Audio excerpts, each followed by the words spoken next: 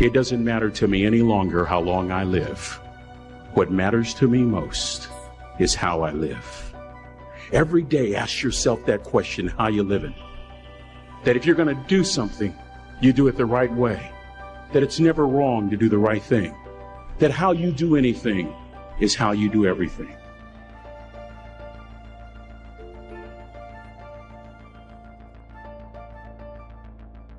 The biggest poison in us is regret. Bad decisions, hasty decisions, too fast, and affects the next 20 years of your life because you made the wrong decision. What makes us make these fast decisions? Fear? Let the fear of regret fuel you to take action today, now.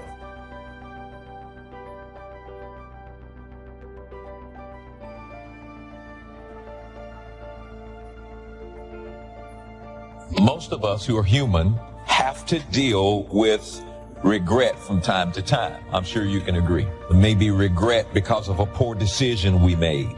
You know, things that I wish I had done differently in my life or in my ministry. Of course, who wouldn't want to take another go at something and improve on the first try by doing it again?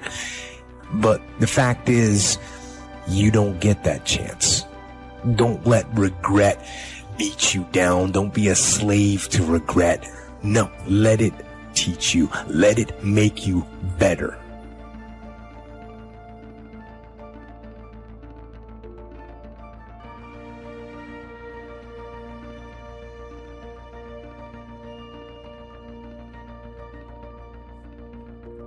If you ask people what they regret, especially as they get older, what they generally report is things not done.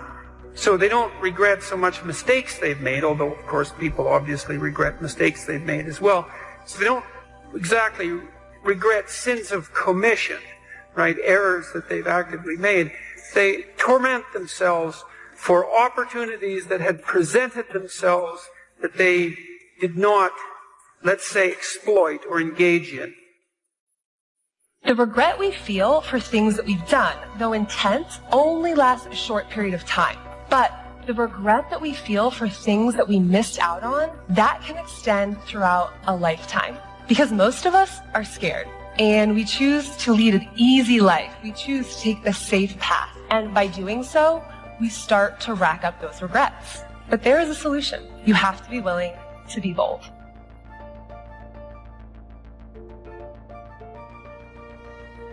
Bad decisions, hasty decisions, too fast, and affects the next 20 years of your life because you made the wrong decision. If you'd have just waited, got all your information together, settled yourself, you'd have been better. What makes us make these fast decisions? Fear? It takes discipline to face your fears so you can conquer them. And that's what discipline is. Discipline means taking the hard road, the uphill road, to do what's right. And regret, in and of itself, it's worthless. So, learn and move on. Goals are major to a genuinely success-oriented person. Without them, you're just playing around. The difference between a goal-directed individual and someone without goals is like the difference between a Wimbledon champion and a kid batting a tennis ball around on a court with no net. No opponent to bring out the best in him. And no way of keeping score. Despite everything that's been written about the importance of goal setting, very few people actually put it into practice. It's always amazed me the way the average guy puts more thought and effort into planning his 2-week vacation than he devotes to planning his life. What's he taking a vacation from? He hasn't really decided what he's trying to do in life, but for 2 weeks out of the year, he just decides he wants to do something else. And this is what he plans very carefully. Challenge creates strong character, and goals represent challenge in its most positive form. Leaders have their personal goals clearly in focus, as well as the goals of the organization. In fact, one of the principal responsibilities of leadership is defining goals for the vast majority of people who aren't able to do it for themselves. True desire in the heart, whatever it is you want to do, work hard to get it. Don't just aspire to make a living. Aspire to make a difference. That was my mindset. And that's how you get through things. You immerse yourself wherever it is, you become that. You become that and give yourself no way out. The scariest thing in the world to me, even to this day, was that could have been the rest of my life. I thought then I was trying hard. That's the scariest thing in the world. To absorb, let life touch you. Don't let it kill you, but let it touch you. The experiences you have, the good ones and the bad ones, the highs and the lows. Part of the gift you can give to others is the gift of your experience, if you remember. If it's vivid, if it's powerful, if it's fresh, if it's unique, if it's vital. You can really affect other people with the relating your own experience, just because we're too lazy to live the experience and then reflect on it. Live another week and reflect on it. Take a half a day at the end of the month, reflecting over the month. What were the numbers? Some weren't good, some were good. The books you read, the books you heard about, relating your experiences at the end of the month. At the end of the year, take a weekend. Take some time, reflecting. Over the years, I've developed some ideas about effective goal setting, and I'd like to share those with you in a moment. When I was a kid, I used to dream what it would be like to buy a ticket on a railroad train and just go someplace. I really didn't think about where I'd be going or how long it would take to get there. I just loved the idea of getting on the train and just letting it take me someplace. I guess there's still something appealing about that idea, but it's not really the way you want to live your life as a mature human being. When you grow up, you buy a ticket on a train or a plane because you want to go someplace, and you know exactly where you're going. You may have to change planes in a different city, your flight may be canceled, and you may have to switch to another flight. You may not feel like talking to the person seated next to you, but you will persist. You know where you're headed, and you're quite determined to get there. That's goal-directed behavior in its simplest form. There are short-term goals and long-term goals. Long-term goals are the equivalent of a major journey. When you reach the point where you've achieved your long-term goals, your life will be fundamentally changed, and the process of getting to that point will transform you into a stronger, wiser, higher-performing person than you are now. How can you identify your long-term goals? On a sheet of paper or in a notebook, write these 5 headings. Number 1, what do I want to do? Number 2, what do I want to be? Number 3, what do I want to see? Number 4, what do I want to have? And number 5, where do I want to go? Now, under each of these categories, write down several possible long-term goals. Be very relaxed about this. Just allow your mind to flow and come up with 3 to 6 ideas for each category. Don't worry about a lot of details at this point, and don't spend too much time describing a particular goal. In category number 1, for example, what do I want to do? Suppose you want to write a book about the history of your family, going back to the arrival of your great-grandparents in the United States. Just quickly jot down family history. Then as you look down the list of categories, it occurs to you that you've always wanted to see the pyramids in Egypt. So you write pyramids.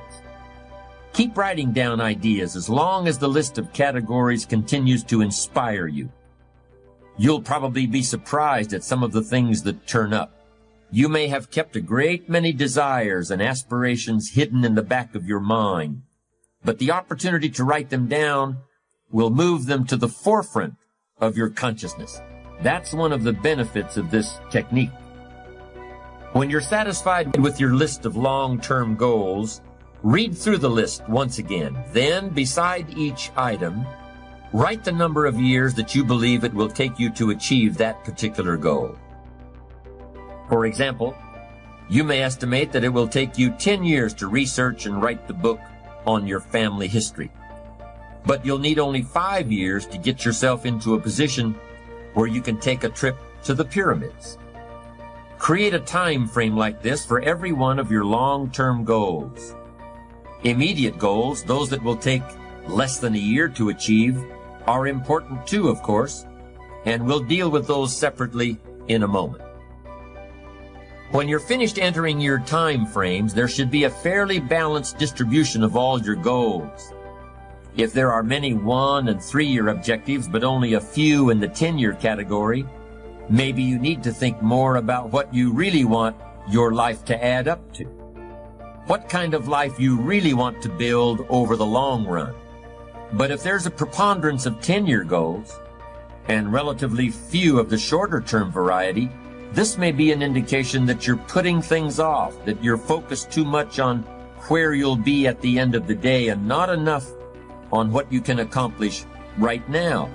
Keep working on your list, adding and subtracting goals with various time frames until you've created a more or less even distribution. Be the best. Lifelong personal development and the commitment to personal excellence requires tremendous dedication, discipline, and willpower. It is often the case that we know what we need to do, but we lack the courage to take the risks that accompany trying anything new. Instead, we make excuses for inaction. The great thing about excuses is that no matter what happens, excuses are always there waiting to be used. Anybody can have an excuse for absolutely anything, but the downside of excuses is that nobody really believes them. If you make excuses, they're going to know it, and they're going to think less of you. But if you refuse to rely on excuses, people are going to know that too, and they'll admire you for it. You need large amounts of self-discipline to deal courageously with all the fear-inducing events of your life. Courage is rightly considered the foremost of the virtues, for upon it all others depend. Often, fear is necessary to preserve life, prevent injury, and guard against financial mistakes. As you might imagine, I don't think we should spend a lot of time regretting the choices we've made in the past. To spend time brooding over how things went, that's an illusion. What you're doing is suffering pointlessly in the present under the shadow of certain memories. You're telling yourself a story about something that might have been over and over again. How long do you want to do that for? And sometimes life is going to knock you down, but because you have been knocked down don't mean that you finished. No, you knocked down, but not knocked out. No. You got some reasons. It might be your own sense of pride and determination in the kind of life that you want to create. So, if everyone is afraid, what is the difference between the brave person and the coward? The brave person disciplines himself to confront, deal with, and act in spite of the fear. In contrast, the coward allows himself to be dominated and controlled by the fear. The difference between the hero and the coward is that the hero sticks in there 5 minutes longer. No one is born with fears. Fears can therefore be unlearned by practicing self-discipline repeatedly with regard to fear until it goes away. The most common fears that we experience, which often sabotage all hopes for success, are the fears of failure, poverty, and loss of money. These fears cause people to avoid risk of any kind and to reject opportunity when it's presented to them.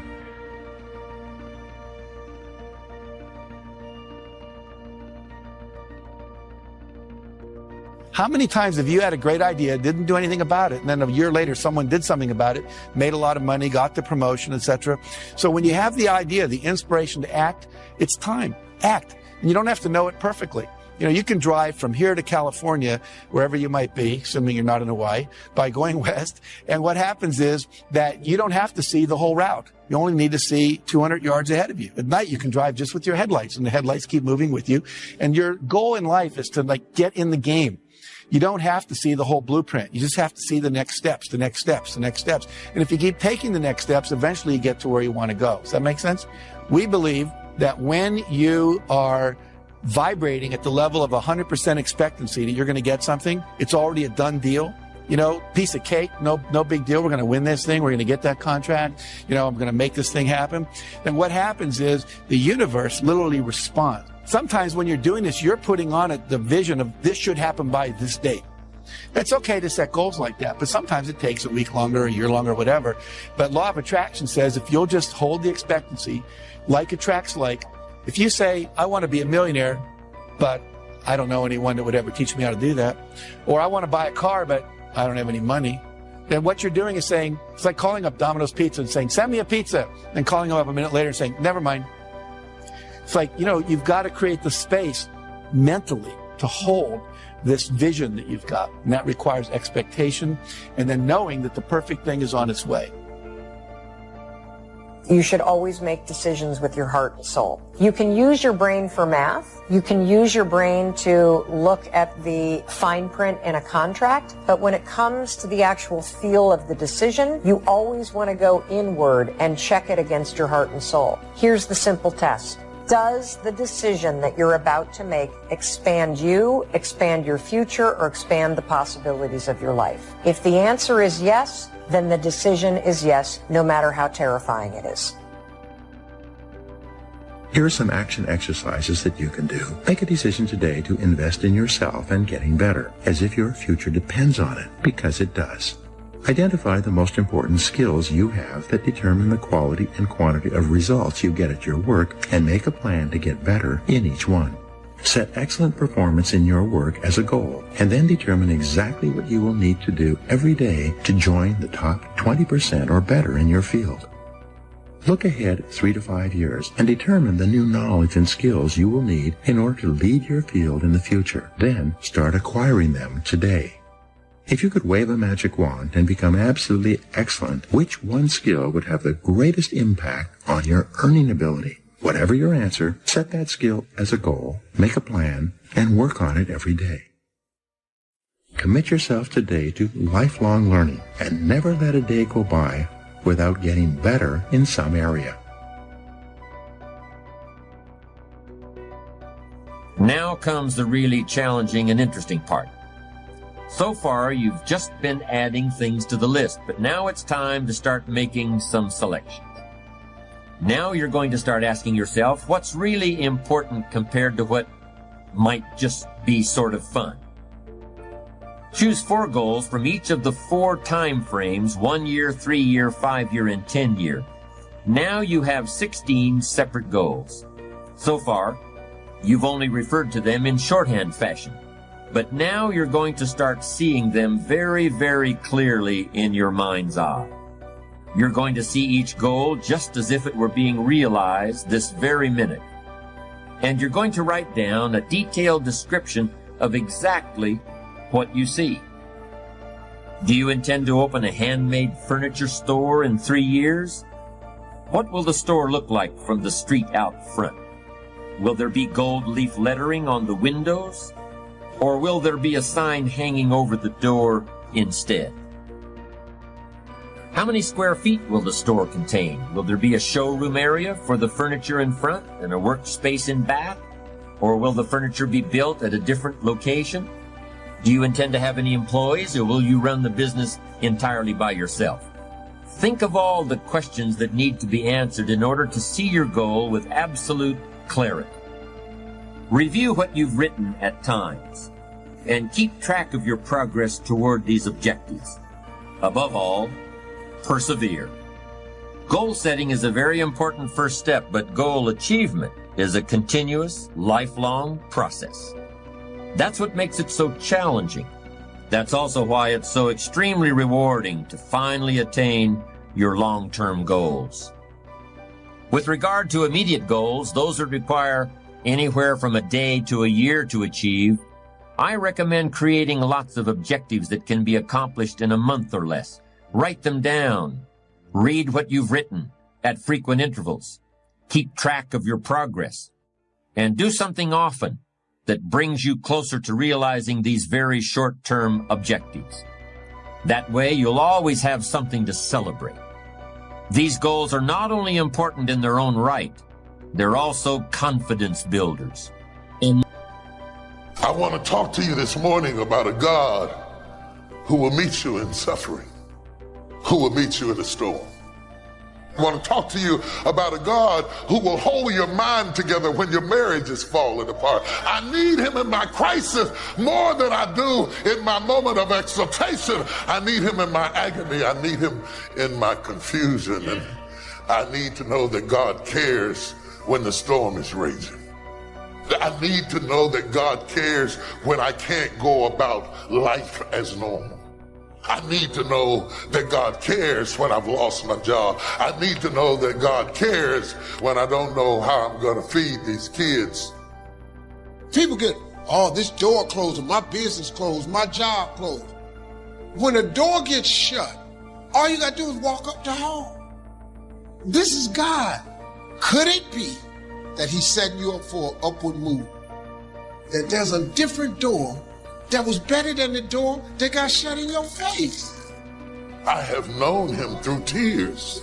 I have known him through agony and suffering, and I am a witness that he will not forsake you. He will meet you in suffering. He will meet you when mama won't meet you, when sisters and friends won't meet you. God will show up. He'll stick by you in the storm. The crowd that sings today will leave tomorrow. The crowd that shouts, surely you're the king, will doubt you before the week is out. But when they all try to rock you, God will still be with you. Y'all don't hear what I'm saying, that God will stand up for you when men sit down on you. And in case you're going through something, I want to tell you about a God who will stand by you when you're suffering. One of the most predictable questions is, how could God be good and allow such suffering? God does not hide suffering from the conversation he's having with us about faith. We're shocked ourselves that we could be at the pinnacle of success in the stock market and people buying homes and everything going wonderful, and all of a sudden we've been shocked. Stock market starts crashing. People start losing their jobs, and the shock of suffering that we've had to labor to hold on to our jobs, to hold on to our minds, sanity, because the shock of suffering. We should not grapple with the question, how could a good God allow bad things to happen to me? For whom the Lord loveth, the Bible said, he chasteneth. I was amazed at the people who were talking about the celebrities that were doing posts. People were talking about, oh, they're just like us. That these people who ride in big cars and live in nice homes, because no matter whether you're rich or you're famous, we're all going through the same thing. And there was some fellowship in the suffering. And because as my mother taught me, misery, it loves company. Suffering exists in the life of everybody. Suffering does not discriminate by the color of your skin or the height of your notoriety. No one escapes suffering. Beautiful people suffer. Rich people suffer. Third world countries suffer. First world countries. Nobody escapes suffering. When the Lord God gets ready, everybody's got to move. We may not suffer from the same things, but God is too just to allow anyone to escape suffering, because our faith is being tested, because our commitment is being tested. Oh, y'all don't hear what I'm saying to you. No one escapes suffering. Now, I want to be honest. I don't like suffering. I prefer not to suffer. I haven't seen a new year yet and say, this is my year to suffer, hallelujah. But God still orders us to go through periods of suffering. I need to be tested in the moment of my suffering. That all around the world, believers are going through various levels of suffering. Some are suffering on respirators. In certain regions of our country, we have been shut in the house we're not used to being in the house that long, and we say we're suffering. I wonder in the third world countries if they would think we were suffering. Shut up in our air-conditioned houses, carpet on the floor, and our television with our 300 channels. I wonder if they would feel bad for us. If the AIDS patients in the AIDS ward would think that we were suffering just because we didn't get to hang out at our favorite restaurant. And I wonder when we stand before God in the face of the apostles some of them were beheaded, I wonder if they would accept our definition of suffering. They all start talking about how they were beaten, how they were crucified, and we get up and say, yeah, I was shut up in my house for weeks. You know, the first thing we want to do when we're suffering is we want to run. We want to get away from it. You got to go through the hard part to get to the good part. And that doesn't mean the hard part's always fair, but God is fair. God is a God of justice, and justice means that He always makes wrong things right. If we trust Him and if we handle the wrong thing in the right way. We don't respond in a godly way when we're going through things like that. And then we just have to keep going through it over and over in the hopes that eventually we will get it. We all go through things that are not fair. You can't stop life from happening to you, but you can choose how you respond. When you're bitter, it affects every area of your life. Bitter people don't have good relationships. They're easily offended. It's not you, it's the bitterness coming out. Bitterness can keep you from your destiny. God sees what's happening. He knows what wasn't fair, and He knows how to make it up to you. The longer you hold on, the harder it is to get rid of. The key, let go of things you don't understand quickly. When the questions come up, why did this happen? Right then, God, I'm turning this over to You. You said you'd give me beauty for these ashes. If you have a root of bitterness, it will contaminate your life. Quit letting what's on the outside get on the inside. Start guarding your heart. You don't have to live with bitter roots. Maybe there's somebody you need to forgive. Maybe it's a dream that didn't work out and you're still beating yourself up.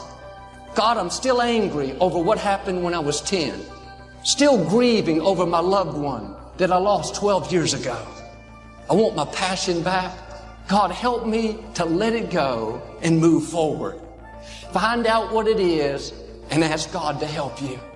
You'll not only feel the weight lift off of you, but you'll get your joy back and you'll see the new things God has in store. We all have unfair things that happen, things we don't understand. Too often, instead of letting go of the wrong, we've held on to it. We wonder why we're negative, why we keep losing our temper. We think this is just who I am. You were created in the image of God. He made you to be happy, not bitter, resentful. Forgive the people that did you wrong. They can't stop your destiny unless you allow them to. Quit reliving that dream that didn't work out. God has another dream. You had to go through those closed doors before you could come to your open doors. If you'll turn it over to Him, start believing again, start hoping again, God will pay you back for what didn't work out. What's in your future is much greater than anything you've lost. Don't let a bitter root contaminate your life. And sometimes life doesn't seem fair, but God wouldn't have allowed it if it was going to keep you from your destiny. He won't let you go through more than you can handle. What you're going through may not be good, but God knows how to bring good out of it. Don't get stuck in here, move forward into there. There is where new beginnings are. There is where you'll find your healing. There is where the blessing is. The disappointment is simply a season. Your house was damaged in the storm. That's here. God has gone ahead. He has restoration already lined up.